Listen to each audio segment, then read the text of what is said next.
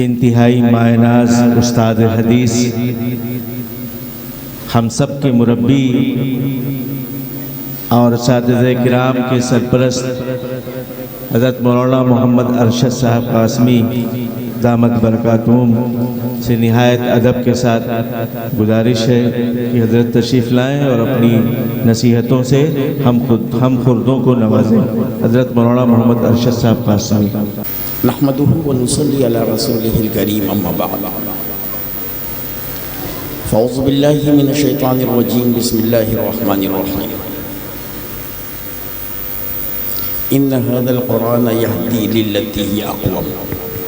آپ لوگ آگے آگے، جو روایت حفظ شروع کرنے والے بچے ہیں وہ آگے آگے، روایت حفظ شروع کرنے والے بچے اور آگے آگے اور آگے، ان کے لیے قرآن کا انتظام کیا جائے گا، قرآن کا انتظام ان کے لیے کیا جائے گا۔ یہاں سے نکال کے دو، نکال لو، آپ لوگ خود نکال لو۔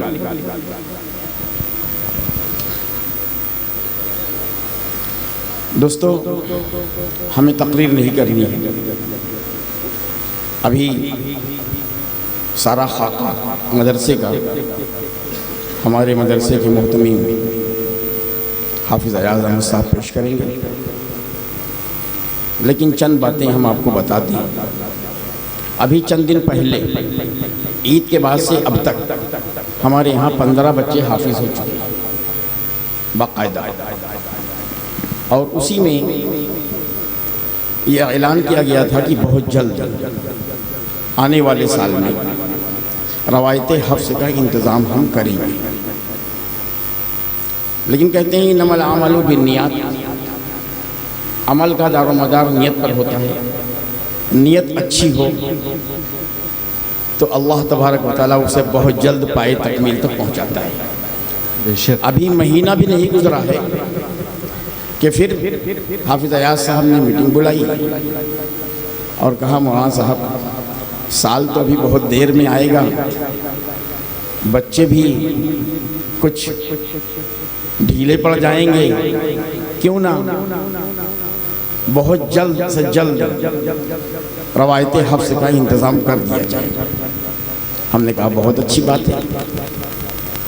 بہرحال ایک بات ہم آپ کو بتا دیں، ہمارے پاس بہت اچھے قراء ہیں، قاری اسماعیل صاحب ہیں، قاری حسان صاحب ہیں، اور ابھی جو پڑھ رہے تھے قاری فرقان صاحب، ان کے بڑے بڑے قاری ابو ذر صاحب، یہ بہت اچھے قاری ہیں، ابھی آپ لوگوں نے سنا ہے، سب ماہر فن ہیں۔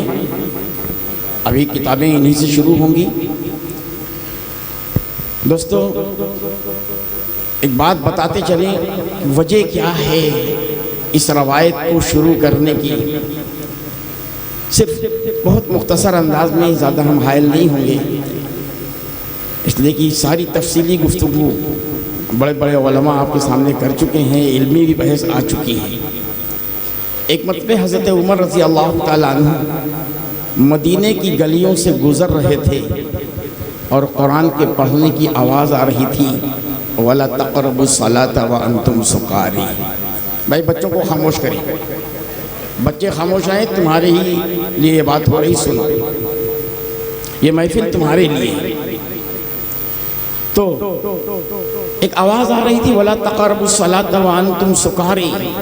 حضرت عمر رضی اللہ تعالیٰ عنہ کے چلتے چلتے قدم ایک بار کی رک گئے اور غصے سے بالکل آگ بگولا، اور سننے لگے کون کہاں سے آواز آ رہی ہے، اور ادھر کی طرف لپکتے ہوئے بڑے غصے میں چلے گئے۔ اس سے پوچھا کیا پڑھ رہے تھے؟ پھر سے پڑھ۔ اس نے پھر اعوذ باللہ بسم اللہ کے بعد جیسے ہی پڑھا، وَلَا تَقْرَبُوا الصَّلَاةَ وَأَنْتُمْ سُكَارِى، حضرت عمر رضی اللہ تعالیٰ عنہ نے اس کا گریبان پکڑا اور گھسیٹتے ہوئے بار بار کہتا رہا، چھوڑ دیجئے، چھوڑ دیجئے، لیکن نہ، حضرت عمر انتہائی رضی اللہ عنہ انتہائی غصے میں لے کر اللہ کے رسول صلی اللہ علیہ وسلم کے دربار میں آئے۔ یا رسول اللہ، آپ موجود ہیں اور آپ کی موجودگی میں قرآن توڑ مروڑ کر پڑھا جا رہا ہے۔ اللہ کے رسول صلی اللہ علیہ وسلم نے کہا چھوڑو اس کو، بیٹھ جائے۔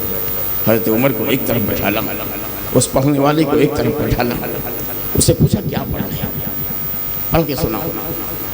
اس نے اعوذ باللہ من الشیطان الرجیم بسم اللہ الرحمن الرحیم پھر پڑھا وَلَا تَقْرَبُوا الصَّلَاةَ وَأَنْتُمْ سُكَارَىٰ۔ حضرت عمر رضی اللہ تعالیٰ عنہ پھر چہرہ اللہ کے رسول صلی اللہ علیہ وسلم نے حضرت عمر کی طرف دیکھا، حضرت عمر سے فرمایا ہَكَذَا أُنزِلَ إِلَيَّ يَا عمر، اے عمر میرے اوپر اسی طریقے سے نازل ہوا۔ اب حضرت عمر رضی اللہ تعالیٰ عنہ کے چاروں طبق روشن، پیروں کے نیچے سے زمین نکل گئی، بڑے پریشان، پسینہ پسینہ کہ ہم نے کیا کر دیا۔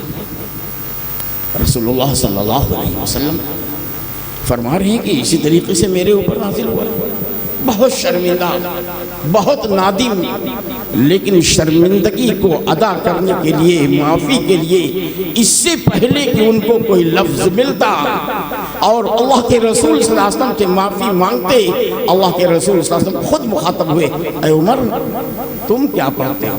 ذرا اپنا پڑھنا سناؤ، اسی آیت کو تم پڑھ کے سناؤ۔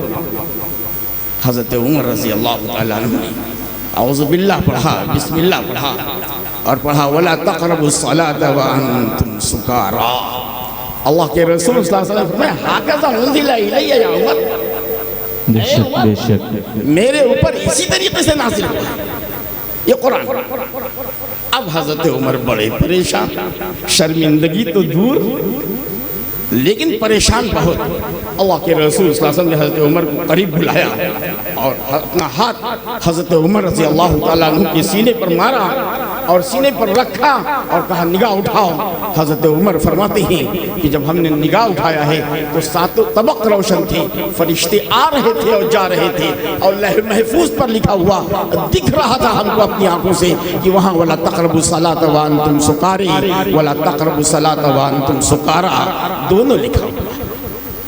بے شک دوستو واقعہ نہیں بتلانا مقصد ہے، وہ ابتدا یہاں ہونے جا رہی ہے، لیکن ایک بات بتلائیں، یہ کورس 3 سال کا ہے، 3 سال کا یہ کورس ہے، عربی درجات کے ساتھ۔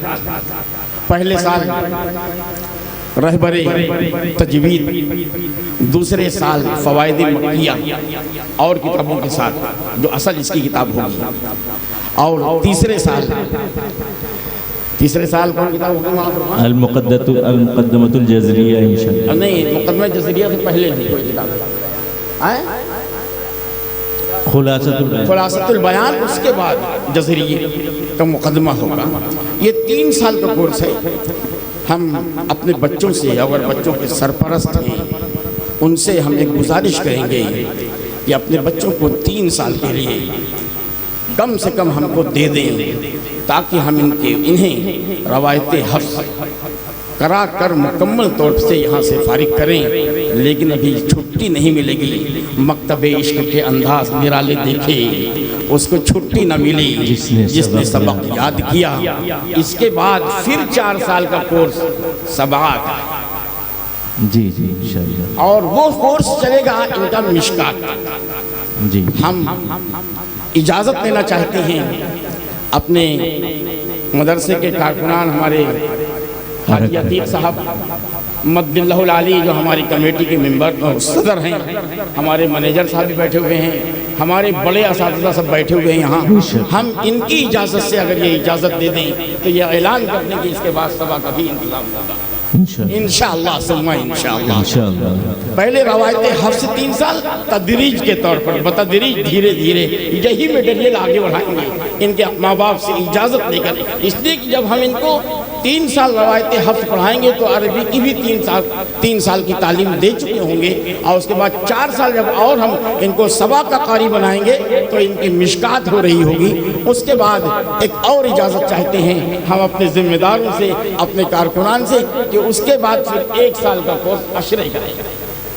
ابھی سے نیت کر لیں، اس کے بعد عشرے کا 1 سال کا کورس، اور عشرے کے ساتھ ساتھ ہمارا بچہ عالم بھی ہو جائے گا، فارغ بھی ہو جائے گا، دور حدیث بھی پڑھے گا، اور ساتھ میں کیا ہوگا؟ روایت حفظ کا قاری ہوگا، سبا کا قاری ہوگا، اور عشرہ کا قاری ہوگا۔ اس کے بعد ایک اور خصوصیت کا درجہ ہے، عشرہ کبیر 1 سال کا، عشرہ کبیر ہمارے بچوں تم 11 کی 11 لوگ اہلیت کر لو کہ انشاءاللہ ہم روایتیں حفظ کریں گے. اللہ تم لوگوں کی عمر میں برکت عطا فرما دے, خیر عطا فرما دے. اللہ ہمارے ان بچوں کو ہمارے مدرسے کا خلاصہ بنا دے, ان بچوں کو قبول فرما لے, ان بچوں کے ذریعے ہمارے ان ذمہ داروں کو قبول فرما لے. بچوں آج تم دعا کر لو کہ انشاءاللہ 3 سال روایتیں حفظ پڑھیں گے, 4 سال ثواب پڑھیں گے, 2 سال 1 سال 2 سال نہیں 1 سال عشرہ پڑھیں گے اور 1 سال پھر عشرہ کبیر پڑھیں گے. کہو انشاءاللہ ثم انشاءاللہ. اللہ تمہاری عمر میں اور سب کی عمر میں برکت عطا فرمائے. باتیں دوستو بہت ہیں, ہم نے نیت کی ہے اپنے ذمہ داروں کے اعتبار سے. اللہ نیت پر فیصلے کرتا ہے. ہم سب کا شکریہ بھی ادا کرتے ہیں. بہت سے لوگ آئے, ملاقات نہ کر سکے اور بہت سے لوگ چلے گئے. ٹائم زیادہ ہو گیا ہے, زیادہ بات نہ کہہ کے یہیں پہ ہم اپنی بات ختم کرتے ہیں. اللہ تبارک و تعالی ہمارے اس مدرسے کو دن دگنی رات چوگنی ترقی نصیب فرمائے. ہر شر اور ہر بلا سے اس کی حفاظت فرمائے. جو درخت حضرت مولانا عبد الغنی صاحب رحمۃ اللہ علیہ نے لگایا تھا, ہم اس سے پہلے مولانا اسلم صاحب کہہ چکے ہیں کہ اس مدرسے کی نشت ثانیہ کا معمار اعظم حضرت مولانا معراج احمد صاحب. پہلے والے پروگرام میں ہم نے کہا تھا اللہ ان سب کی قبروں کو نور سے بھر دے. ہمارے بزرگان دین جو اس دنیا سے جا چکے ان کو کروڑ کروڑ سکون نصیب فرمائے. وآخر دعوانا ان الحمدللہ. جزاکم اللہ.